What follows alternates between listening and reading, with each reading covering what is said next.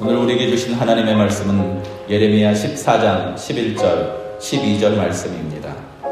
여호와께서 또 내게 이르시되 너는 이 백성을 위하여 복을 구하지 말라. 그들이 금식할지라도 내가 그 부르짖음을 듣지 아니하겠고 번제와 소제를 드릴지라도 내가 그것을 받지 아니할 뿐 아니라 칼과 기근과 전염병으로 내가 그들을 멸하리라. 아멘. 오늘 함께 나눈 말씀은 이 말씀입니다. 뭐라고요? 전염병입니다. 왜 갑자기 바꿨는지 아시겠죠? 지난주 중에 장을 보러 마트에 갔더니 거의 다 이렇게 얼굴을 알아볼 수 없습니다. 다들 마스크 끼고 마스크 안 낀 사람 저밖에 없어요. 다 마스크 끼고 돌아다니는 거 보면서 정말 심각하구나. 소정리에 사니까 모르고 살았구나. 다시 한번 생각해보고 또 유독 우리나라가 이 전염병에 관한 뉴스를 더 심각하게 다루고 또 해외에 있는 심각한 이야기들을 계속해서 옮겨 실으면서 우리 안에 불안감이 더 커지는 것을 보면서 성경이 과연 전염병을 어떻게 이야기하는지, 우리는 이 전염병이 창궐하는 시대에 어떻게 살아야 될지 함께 알아보는 게 좋겠다 생각해 봤습니다. 성경에는 이 전염병이라는 단어가 몇 번 나옵니다. 그 중에 오늘 한다는데 히브리어로 보면은 이 전염병이라는 단어가 데베르라고 합니다. 데베르.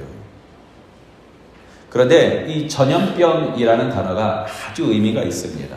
왜냐하면 이건 그냥 단순히 옮겨 퍼지는 질병 이 정도의 의미가 아닙니다. 이 전염병이라는 말과 똑같은 단어가 있습니다. 따라합시다. 데베르. 이게 뭐라고 그랬죠? 전염병. 한 번 더 따라 볼까요? 다바르. 이건 말 혹은 말씀이라는 뜻입니다. 하나는 데베르, 하나는 다바르, 하나는 전염병이고요. 다른 하나는 말씀입니다. 히브리어의 특성상 여기 모음이 없어요. 그러니까 전염병이라는 말과 말 혹은 하나님의 말씀이라는 이 말이요, 똑같은 단어로 쓰여 있습니다. 오늘 여기 본문에 보면 사실 조금 충격적입니다.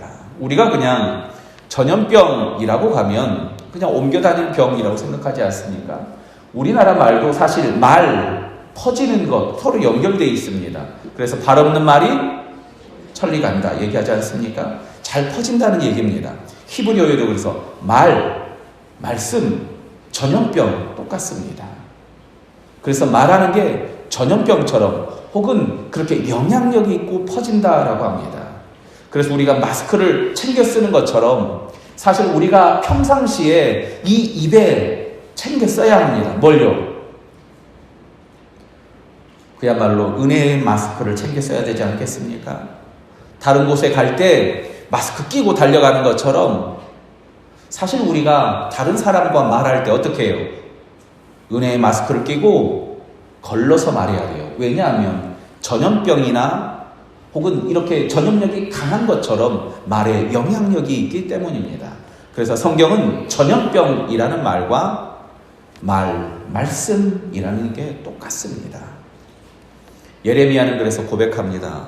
12절 보면요, 그들이 금식할지라도 내가 부르짖음을 듣지 아니하겠고 번제와 소제를 드릴지라도 내가 그것을 받지 아니할 뿐 아니라, 같이 읽어볼까요? 칼과 기근과 전염병으로 내가 그들을 멸하리라. 아멘. 예레미야의 고백처럼 칼과 기근 그리고 전염병이라고 했는데 이 세 번째를 말로 바꿔보십시오. 칼과 기근과 뭐 때문에? 말 때문에 이스라엘이 무너질 것이다 오늘 선포하고 있는 겁니다. 제가 굳이 이걸 말이라고 바꾼 이유는요, 바로 그 다음에 나오는 13절 때문에 그렇습니다.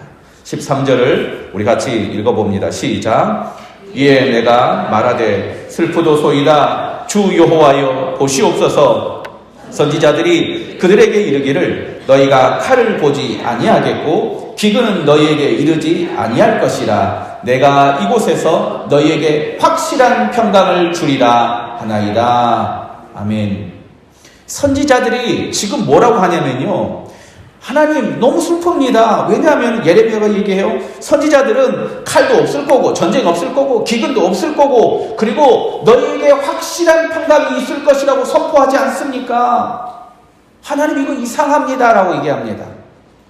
예레미야만 지금 너희에게 전염병 이 말 때문에 너희가 망하게 될 것이다 라고 얘기했던 겁니다. 하나님 왜 이럽니까? 다른 선지자들은 전부 다 우리한테 확실한 평강이 있는다고 말하지 않습니까? 하나님은 그런데 말씀하십니다. 그게 전염병이라는 겁니다. 그게 잘못된 말이라는 겁니다. 이스라엘 백성들에게 진짜 중요한 잘못된 것들이 있었습니다. 그게 뭐냐면 우리가 함께 한번 읽어봅시다. 11절 시작. 여호와께서 또 내게 이르시되 너는 이 백성을 위하여 뭘 하지 말라고요? 복을 구하지 말라. 하나님이 예레미야한테 하신 이야기가 사실 이해가 안 될 만합니다. 왜냐하면 예언자라고 하면 목사라고 하면 당연히 뭐 해야 돼요? 복을 구해야 돼요. 사랑하는 성도들이 하나님의 큰 축복을 받기를 주님의 이름으로 축원합니다. 원치 않으세요? 축원합니다. 2000년 전에는 안 좋아하겠습니까? 좋아했지요. 그런데 하나님이 예레미야를 통해서 하신 말씀이 있습니다. 너희가 계속 하나님이 원하지 않는데 너희가 그냥 그 사람들이 듣기 좋은 이야기를 한다라는 얘기입니다. 예언자들이 선지자들이 찾아오는 사람들에게 함부로 복을 선포합니다. 살고 있는 인생이 개판인데 하나님 너를 축복해 주실 거야 라고 얘기합니다. 사기꾼인데 너희 입술이 복받을 거야 얘기해 주고 있는 겁니다.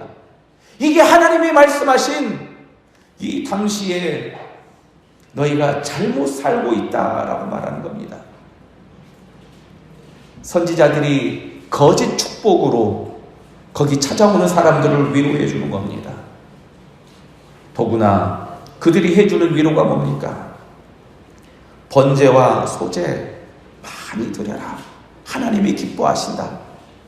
11조 드려라. 하나님이 기뻐하신다. 주일 성수해라. 하나님이 기뻐하신다. 봉사해라. 하나님 기뻐하신다. 여러분, 이게 틀린 말이 있습니까? 없어요. 틀린 말이 없습니다. 그런데 문제가 뭐냐면요. 이 당시의 영적 상황이 문제였어요. 감사 없이 예배하고 마음에 감동이 없이 금식하고 겉으로만 율법을 지키고 왜 하나님이 율법을 주셨는지 관심이 없고 왜 제사를 드려야 되는지 아무 관심이 없고 왜 예배를 드려야 되는지 몰라요. 그리고 그냥 앉아있어요. 그리고 그냥 헌금해요. 그리고 그냥 봉사만 하는 겁니다.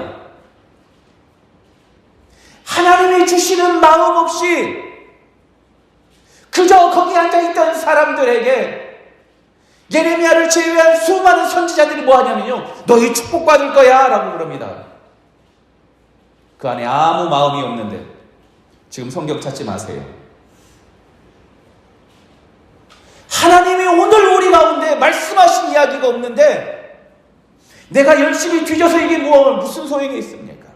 성경 통독을 백독하고 천독한들 하나님의 말씀 한 절이 내 가슴에 꽂히지 않는다면 이게 무슨 소용이 있겠습니까? 그런데 선지자들이 얘기합니다. 많이 해라. 열심히 찾아라. 봉사하고 충성해라. 하나님이 예레미야를 통해서 그렇게 얘기합니다. 아니다. 합니다. 한국교회가 축복을 많이 강조했습니다. 하나님이 주신 축복, 하나님이 주신 은혜를 많이 얘기했습니다. 믿기만 하면 구원받는다. 봉사만 하면 축복하신다. 뿌린 대로 거둔다. 근데 사랑하는 성도 여러분, 회개하지 않고 그 마음에 감동이 없이 이 마음에 감사가 없이 십자가 앞에 아무리 오래 앉아 있는다고 그게 의미가 있겠습니까? 아들이 내게 용돈을 100만 원을 주고 1000만 원을 줘요. 근데 이 아들은 나한테 관심이 없어요. 내가 살았는지 죽었는지 관심이 없고 자동이처럼 꼬박꼬박 들어와요. 이게 효도입니까? 이게 사랑입니까? 오늘 우리가 하나님께 나가는 이 걸음이 그냥 걸어가야 되니까 걷는 걸음이 아닙니까? 예레미야가 오늘 하나님 앞에서 외치는 게 하나님 슬프도소이다. 이 아픈 현실을 보며 이 악한 세대를 보며 전염병처럼 축복의 말이 함부로 선포되고 전염병처럼 그들의 입술에서 나온 말들이 다른 사람을 상처 주는 상황을 보면서 하나님 슬프도소이다. 예레미야는 눈물의 예언자라고 얘기합니다. 눈물의 예언자. 하나님 슬프도소이다. 오늘 이 시대가 왜 이렇게 전염병이 창궐합니까? 오늘 이 시대가 왜 이렇게 더러운 것들이 창궐합니까? 사스, 신종플루, 신종코로나, 얼마나 더러운 것들이 많이 있습니까? 그런데 거기만 있습니까? 정치판에 가면 그 더러운 이야기들이 사람과 사람의 귀에서 울려 퍼지고, 인터넷만 뒤져보면 이제는 아예 댓글을 차단해놔요. 얼마나 더러운 말로 사람들을 함부로 하는지. 우리가 잘 아는 문자나 SNS로 얼마나 더러운 소식들이 서로 퍼지고 왕래합니까? 최신 소식입니다. 얼마나 많이 우리의 귀를 더럽히고 우리 입술을 더럽히고 있습니까? 진짜 더러운 전염병이 여러분 뭡니까? 거기서 나오는 그것도 사람을 죽일 수 있지요. 그런데 오늘 이 땅에 전염병처럼 우리가 깨어서 기억해야 될 게 있는데 뭐냐면요, 말입니다. 사랑이 없는 말, 하나님의 은혜가 없는 말들이 사람을 죽이고 교회를 죽이고 이 땅을 병들게 한다는 겁니다. 하나님은 그래서 예레미야를 통해서 전염병을 선포합니다. 우리가 하나님 앞에서 내가 죄인입니다. 내가 연약합니다. 나는 부족합니다. 나는 실수투성입니다. 이 고백이 없이 하나님 앞에 나간다고 하면은 오늘 우리가 그 전염병과 같은 사람이라는 얘기입니다. 우리는 하나님 없이 살 수 없습니다. 우리는 하나님이 필요합니다. 흙으로 만든 사람, 아니 성경 원어대로 우리는 티끌로 만들었어요. 뭘로 만들어요? 티끌이에요. 티끌. 따라합시다. 나는 티끌입니다. 나는 티끌입니다. 내가 뭐라고요? 티끌이에요. 티끌. 나는 티끌이라고 얘기해 주시지 않습니까? 하나님이 티끌로 만들었는데 여러분 착각하지 마세요. 이 정도면 괜찮다. 착각하지 마세요. 이 정도면 우리 교회 괜찮다. 착각하지 마세요. 이 정도면 우리가 하늘 씨앗이 될 수 있다. 착각하지 마세요. 하나님이 티끌로 빚으시고 생기를 불어 넣어 주실 때 비로소 우리가 생명이 되고 호흡하고 사람이 되지 않습니까? 하나님이 살려주시지 않으면 우리는 땅에서 죽을 수밖에 없는 씨앗이고 아무 의미 없는 사람이지만 하나님이 우리를 씨앗처럼 하늘 씨앗으로 소중하게 심겨주실 때, 성령으로 우리 안에 역사하실 때 우리 안에 전염병이 그치고 하나님의 은혜가 시작될 줄 믿으시기 바랍니다. 신종 코로나의 수많은 절규처럼 오늘 우리가 기억해야 될 게 있습니다. 우리 영혼의 절규를 우리는 잊지 말아야 합니다. 오늘 우리는 어떻게 예배하고 어떻게 기도하고 어떻게 봉사하고 있습니까? 오늘 우리는 어떻게 밥하고 있습니까? 오늘 우리는 어떻게 출근하고 있습니까? 오늘 우리는 어떻게 가족으로 살고 있습니까?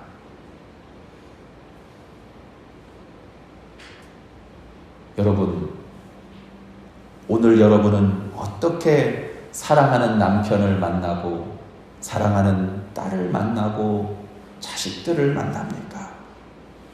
야, 네가 해야 되는 거 당연한 거 아니야? 당연한 게 어디 있어요? 당연한 게 어디 있습니까? 예레미야는 거기 당연하게 축복을 외치고 당연하게 아유 이거 하나님이 당연히 기뻐하지 제사 드리고 기도하고 그냥 시간 되니까 거기 앉아있던 사람들을 향해서 축복을 선포하던 그 당연한 행위를 향하여서 전염병이라고 얘기하는 겁니다.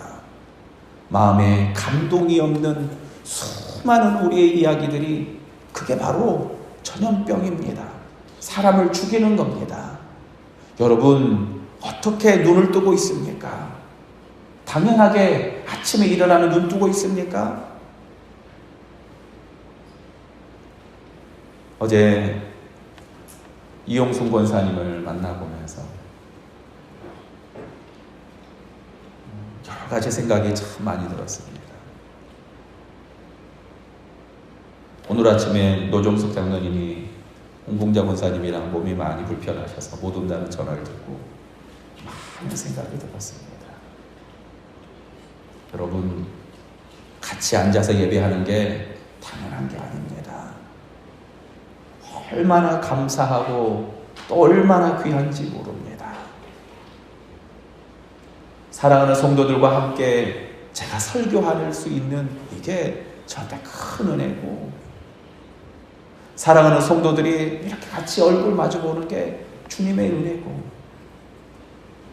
무감각한 시대에 살면서 더러운 것들로 함부로 말하고 그 더러운 것들이 전염병이 되어서 그 시대를 죽이고 무감각한 예언자들, 무감각한 사람들이 살아가는 시대에 예언자는 여기 예레미야는 슬프도소이다 얘기합니다. 많은 예언자들 중에 예레미야는 책을 두 권을 썼어요. 하나는 예레미야서, 다른 하나는 예레미야 애가입니다.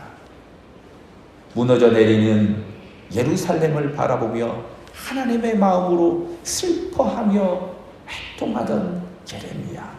하나님은 그를 통하여서 전염병이 창궐하고 무감각한 시대를 깨우는 예언자가 되게 하셨던 겁니다. 사랑하는 성도 여러분, 오늘 집에 가서 사랑하는 배우자한테 얘기해 주세요. 사랑한다.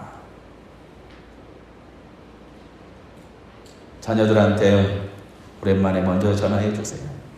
잘 지내냐? 우리가 무감각하게 그저 눈 떴으니까 살고 그냥 하루를 그냥 보내는 것이 아니라 이 하나님이 주시는 마음으로 오늘 이렇게 예배 가운데 나와야 되지 않겠습니까? 십자가를 보면서 무감각하여서 예수님의 사랑이 느껴지지 않는다면 기도하세요. 하나님, 그 십자가 사랑이 내가 눈물로 다시 한번 느껴질 수 있도록 하나님은 그 무감각한 시대를 전염병이라고 합니다. 밖에 있는 그 더러운 질병이 우리 안에 무서울 뿐만 아니라 우리 안에 진짜 무서운 게 이 무감각이 아닙니까? 질병 중에 참 어려운 질병이 하나 있습니다. 제가 소록도로 봉사활동을 한 적이 있습니다. 소록도에는 나병 환자들이 아직도 있는데요. 거기 소록도 교회 새벽 예배가 새벽 3시인가 해요. 왜 이렇게 빨리 하는지 잠도 못 자고 갔는데 한 분, 두 분 모이기 시작합니다. 새벽부터 북을 치면서 찬송을 부르는 거예요. 처음 봤어요. 그런데 북 치는 분, 이렇게 큰 북을 치는 분 손을 봤더니 손가락이 다 잘려져 나가고 없어요. 묶어서 여기 치시는 거예요. 성경에 나오는 나병이 그래서 무서운 겁니다. 왜냐하면 썩어져 가는데 썩은 줄 모르고 살이 떨어져 나가는데 아픈 줄 모르는 거예요. 이게 무감각한 질병입니다. 시대를 향하여서 아파하며 무감각하지 않고 하나님의 마음으로 전염병을 조심하라고, 너희들의 입술을 조심하라고 말하던 그 예레미야가 여러분 바로 여기 있어야 되지 않겠습니까? 그 예레미야로 하나님은 여러분을 여러분의 가정에 보내기를 원하시는 겁니다. 누가 가야 됩니까? 여러분이 가야 되지 않겠습니까? 전염병처럼 우리를 죽이는 말이 아니라 말씀으로 천지를 창조하시던 하나님의 말씀, 그 하나님을 나누고 선포하며 여러분이 있는 곳이 전염병이 아니라 생명이 창궐하고 하나님의 은혜가 충만하게 넘치는 사랑하는 저와 여러분 되기를 주님의 이름으로 축원합니다. 우리 같이 찬양하며 주님 앞에 나갑시다. 찬송 357장 우리 같이 찬양하고 우리 전염병을 우리 생각하면서